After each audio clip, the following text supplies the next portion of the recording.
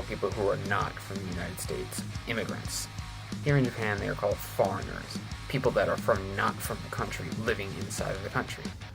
The United States right now, obviously with Donald Trump's travel ban, here in Japan, foreigners are allowed to enter from basically anywhere. However, they don't take in many refugees, they don't take in many people as refugees, and they don't take in many people the same way that the United States would.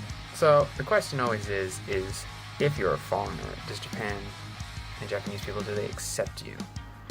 And do you have any problems as a foreigner living in Japan? I'm going to say in my biased opinion, I'm going to say this right up front, only about a minute into all of this. I'm going to say, in my biased opinion, no, there's no problems.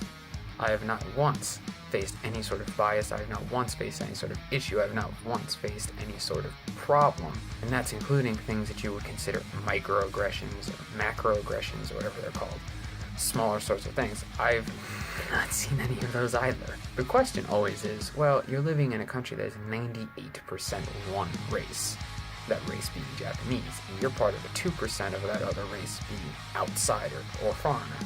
How is it that you haven't faced any sort of problems? Well, I like to think of it as this. I assimilated faster than most people, maybe. But the real question always is, living in Japan, what sort of problems do foreigners sometimes face? And are certain people treated better than other races living inside of Japan? And to that, I have to be honest and say, maybe. That isn't to say that there are any groups that are treated poorly, because I have not seen that at all. The common sort of idea is that people that live in Japan as foreigners are isolated and are outcast and are seen as these weird alien-like creatures that walk the streets and stalk people and stuff like that. And I have to say, it's complete and utter bullshit. Yes, people will take an interest in you just because you're a foreigner. That's natural. Even in the United States, if you see someone who looks different, you're going to stop and want to see what it is that they're doing. But this doesn't come from a place of disrespect, and this doesn't come from a place of anger or anything like that. It comes from a place of curiosity. The other issue that people always talk about is, well, you'll never be fully accepted. Well, to be totally honest with you, you can live in your own home country and never be fully accepted either. Fully accepted does not mean, well, I'm part with everyone else, everyone accepts me. That's just not how it works. Fully accepted, I can go back to the United States and I still wouldn't be fully accepted. So, as a foreigner living in Japan, it's no different.